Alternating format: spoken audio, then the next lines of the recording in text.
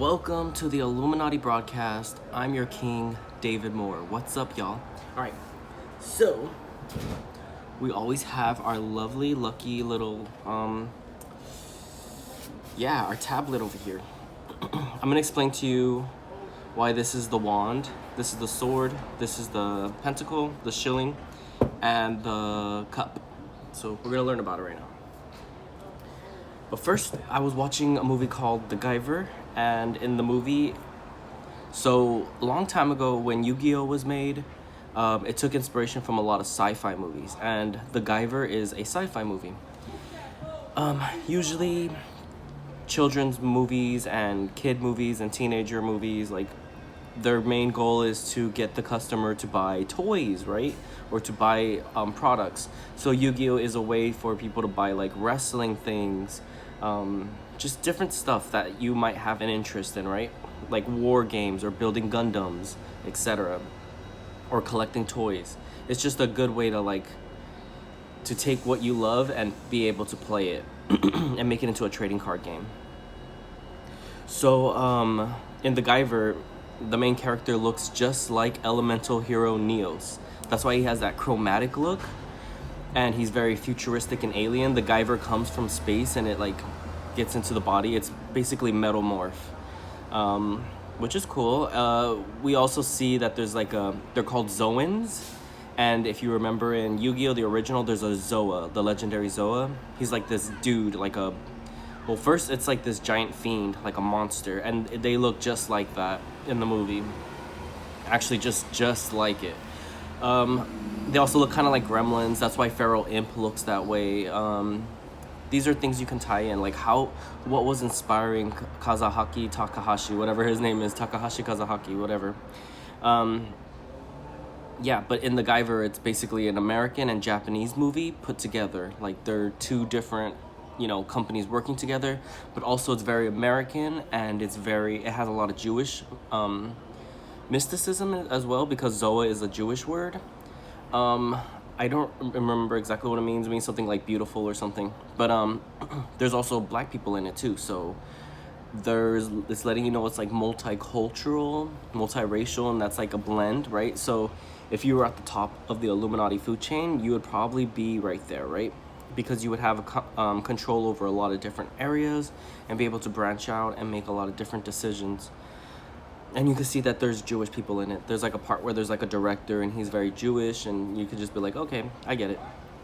All right, so in the movie, like, another thing that you can just tie in is there's a girl in there. She's like one of the bad guys, and she looks like this tough Amazoness, just like my Valentine, but just like buff. And then she becomes a bird woman, just like Harpy Lady. So it lets you know, oh, this is where he got his inspiration from. This is what he was pulling from. This is how he created it. And even the directors and writers after Takahashi Kazahaki, whatever his name is, they were pulling in inspiration from these areas too. So that's just really good trivia, I guess you can say, just so you can get a better understanding what Yu-Gi-Oh is all about. It's about movies, it's about cartoons, it's about shows and comics, it's about all the things that people like that used to be really popular in the 80s and the 90s, like, because people would buy all those stuff, and it was like a really big boom of wealth and abundance and inspiration and creativity, and they're just recycling it but giving people a chance to experience it again, right? Okay, so let's go to the cups and the wands and the swords and the okay. Sorry, just woke up.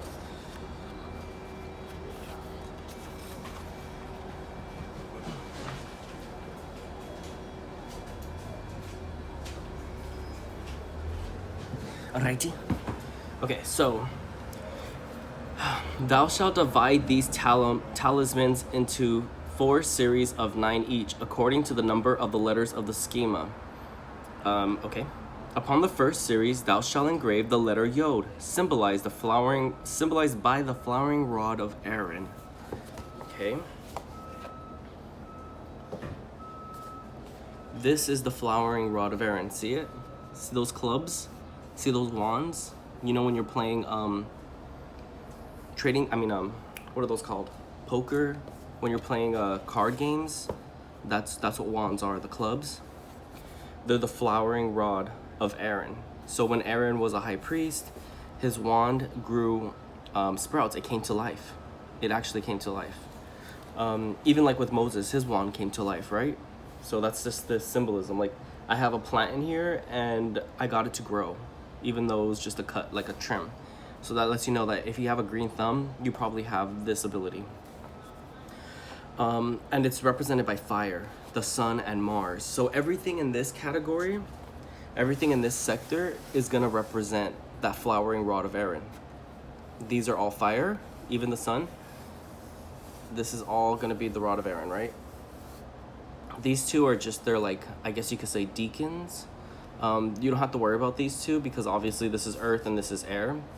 But with fire, you know, once it burns a plant, you get that earth, right? And in order to create fire, you need air, right? So those are just ideas, but these are the basics right here. And then you get the letters.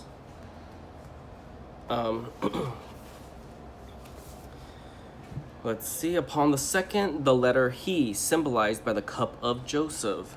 So this is the cup of Joseph on this side, right? Okay, so in the south, that's this.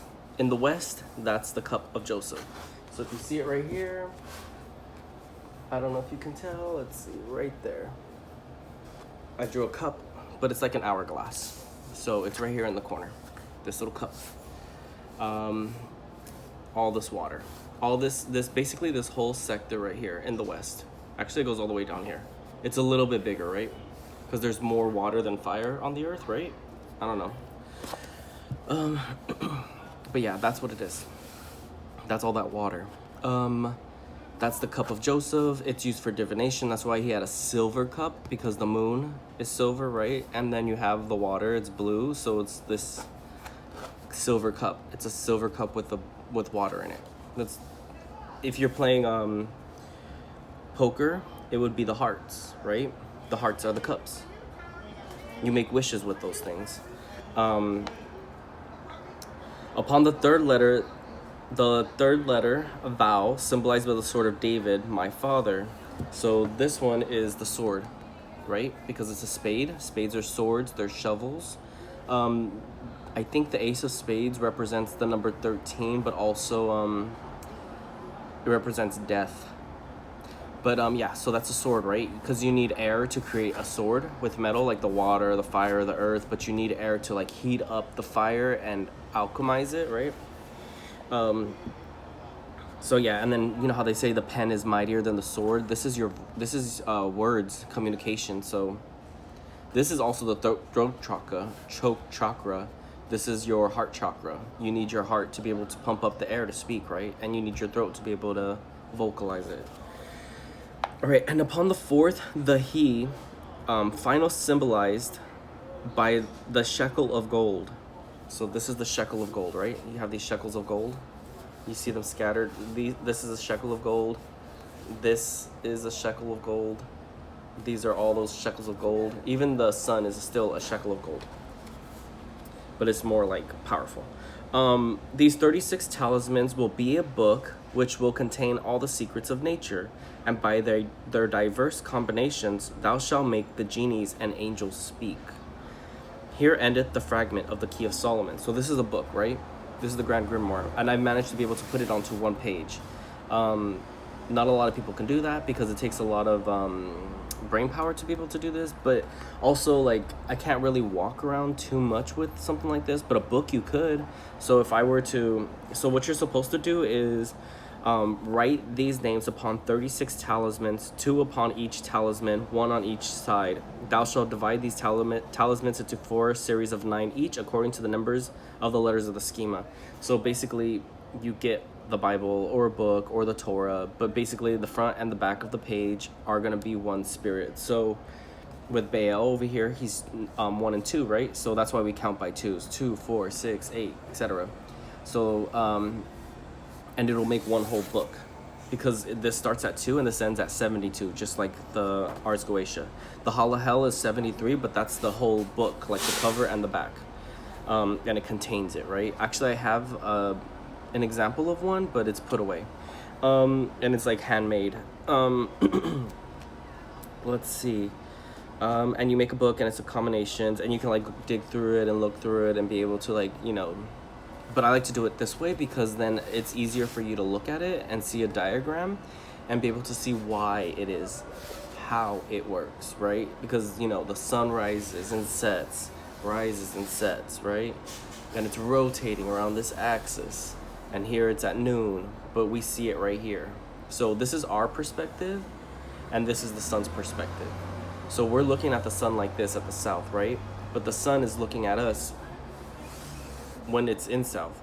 So this would be right here when we're really looking at it. But we have to do it this way because we're looking at it and we know that there's a pole right here, and this is just rotating. It just gives you a 3D perspective, right?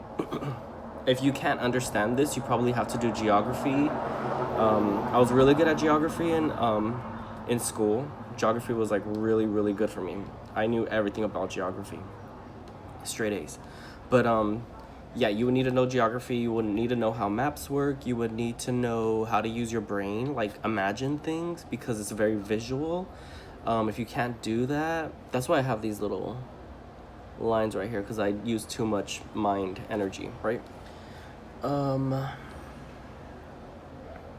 Yeah, I really love this. You know, like when I watch movies like The Guyver and older movies like that, like what's the other one called? Highlander. I always think of my dad. Like, he set this in motion. Like, whatever he went through in his life set in motion my life, right? Like, I had to pick up, not his slack, but I had to carry on the journey, right? I had to finish the journey for him, right? And he's still alive, but he's, you know, he's getting better. But it's very interesting to see the story unfold, right? Okay, so that was just a quick little, you know, description, and I just wanted to give it to you straight from the book so you know that these are what they are. Like, they're called what they're called. So yeah, these are obviously the 4 elements, and they would symbolize it with the rod, with the cup, with the shekel. So this is money, right? Earth is money. And with the sword, it's like, how do you control a kingdom? How do you work with these things? Also, let's look at the times when you combine them, because once you know what times they can be bound, it makes sense.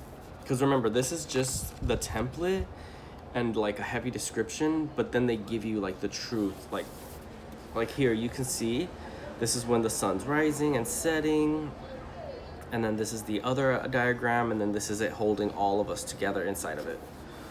So it matches this perfectly. Those are the 3 magical books of Solomon, right? Let's see. It could also be described in this diagram. Obviously this is nice. This is good for rituals, but this is really where you want to work towards, because this is fact.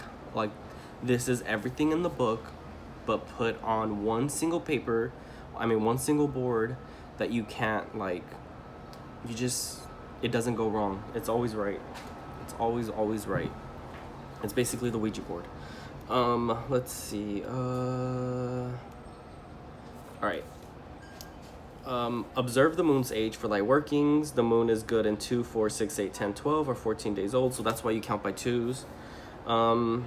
The seals of the 72 kings are to be made in metals. The chief kings in Sol, which is gold. Marquis and Luna, silver. Dukes in Venus, copper. Prelacies in Jupiter, tin. Knights in Saturn, lead. Presidents in Mercury. Earls in Venus, copper, Luna, silver, alike. So basically what it's saying is they're supposed to be made in those metals, right? Because green is copper, right? Because copper turns green when it oxidizes. That's why it's oxygen, air, Venus. Gold, obviously, because the sun heats up the earth and creates gold in the little crevices. Iron is red because you can heat it up to be red, right?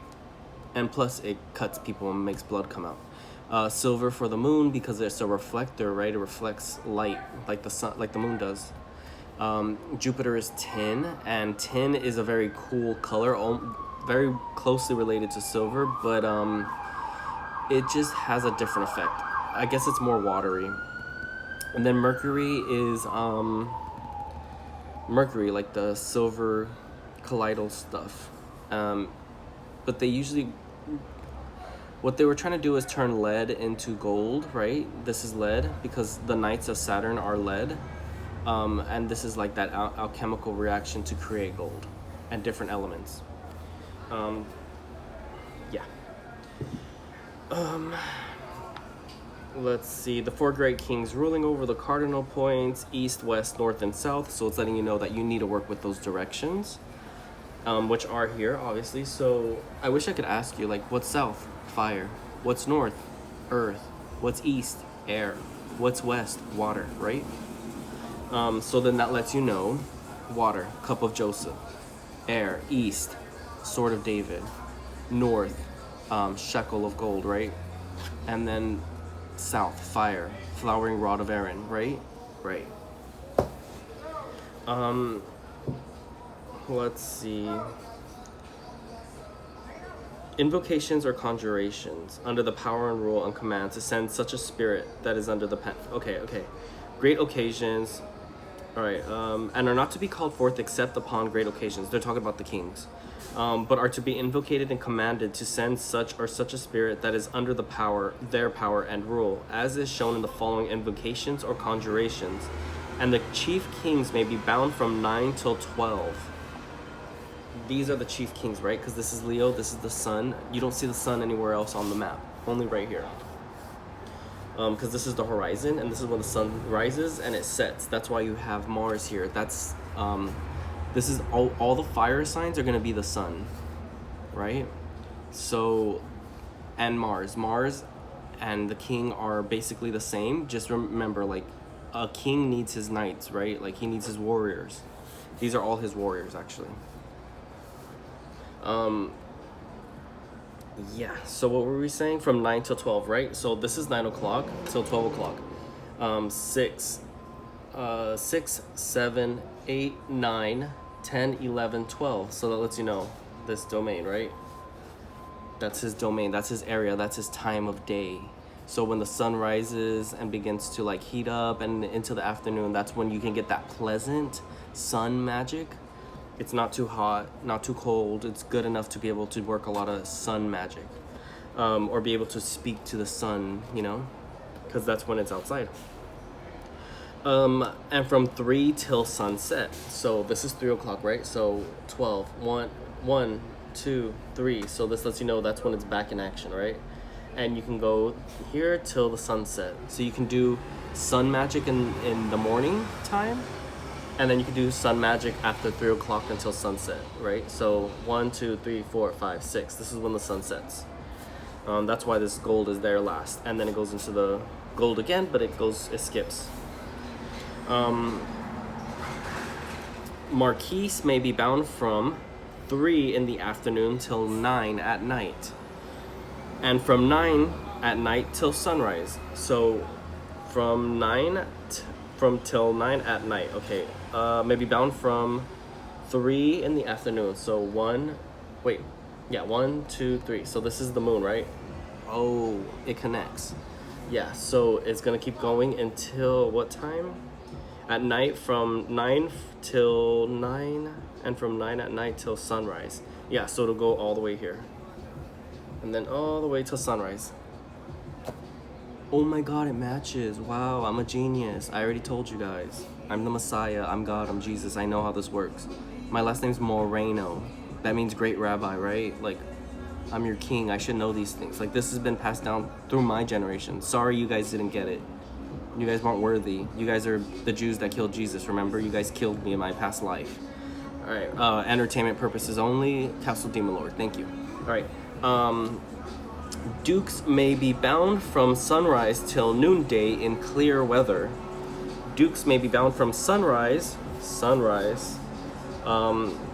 till noonday in clear weather. So these are the dukes, right?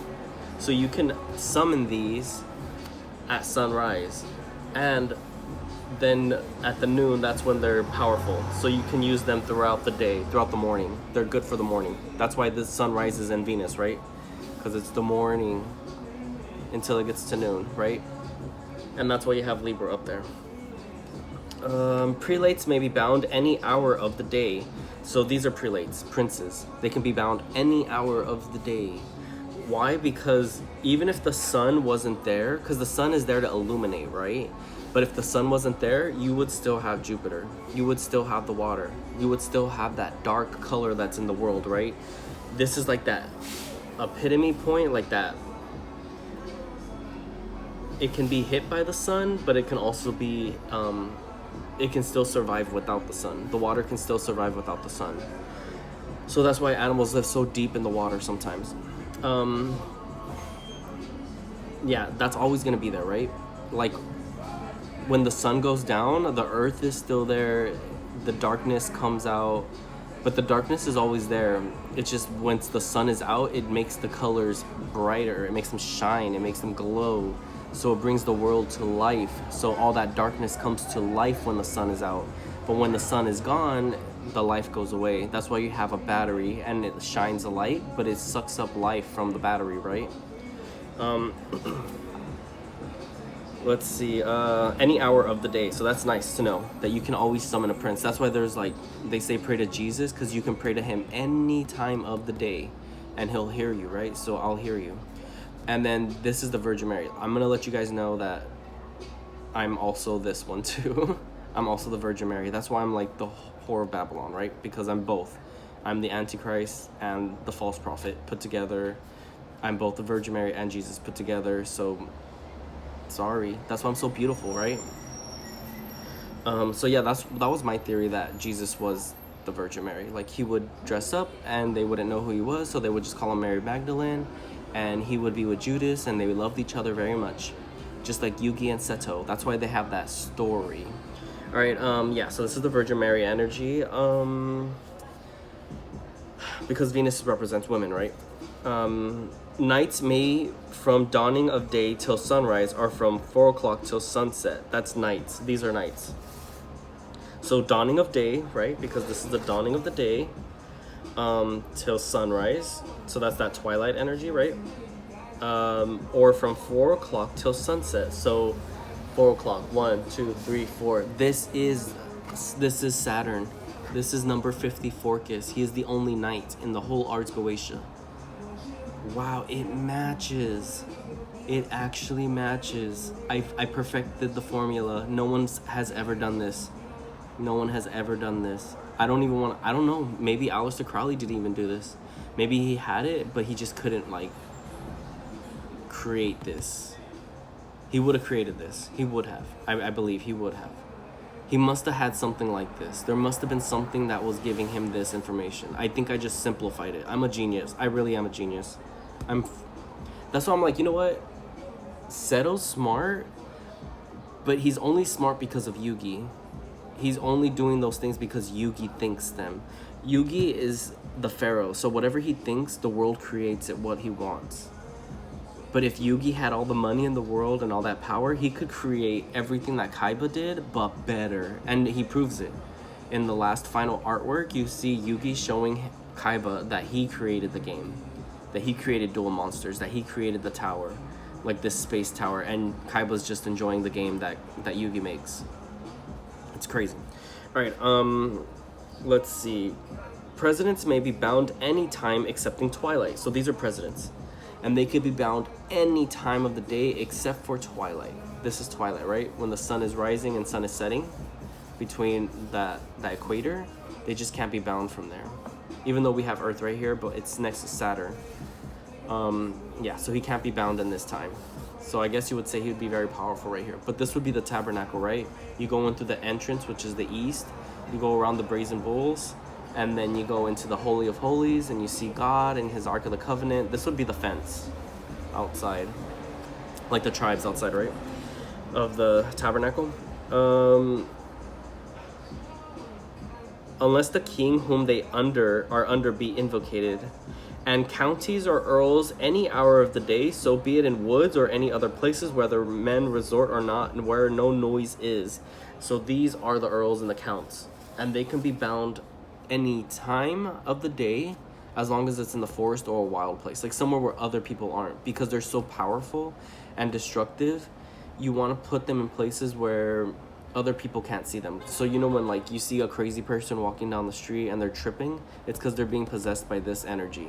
But they can't, but since they're doing it outside, they get in trouble, right? Like they end up getting bound, like they get arrested, or they just, people freak out and they don't like them. But if you do it alone when nobody's watching, and you can role play and LARP, and you can feel comfortable where you're in your environment, you can use these energies for war and power. And then like you can get away with a lot of stuff that you wouldn't be able to in real life, right? Just a hint. Yeah, so counties or earls, any hour of the day, so be it in the woods. That's why they're clubs, right? The wands, the trees, they're in this forest energy. This is very druidic. That's why I'm Irish. I'm an Irish king. I'm related to Ireland. Like an Irish king named Mór O'Neill. I am related to him. Like bloodborn, like high bloodborn. Because I'm a Mór, that means I'm more related to him than any other person on earth.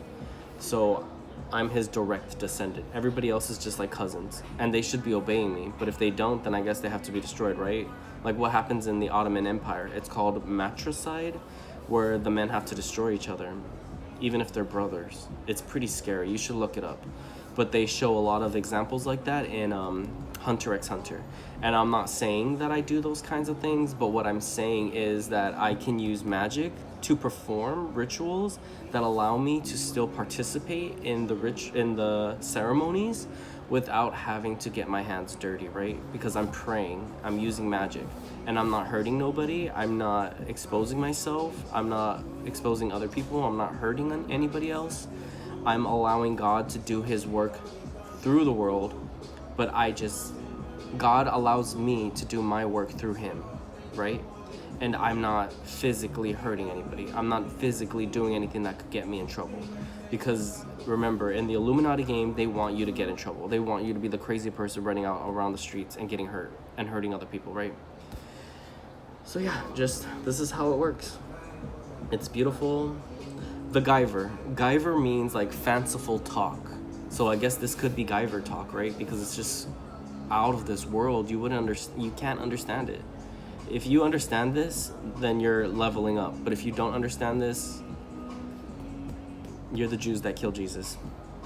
Seriously, because they didn't want to believe Jesus, right? They're like, we don't understand anything you're saying, Jesus. But his followers, they did. Remember that. So my followers need to level up, right? If they're really my followers. Anyways, catch you later, bye.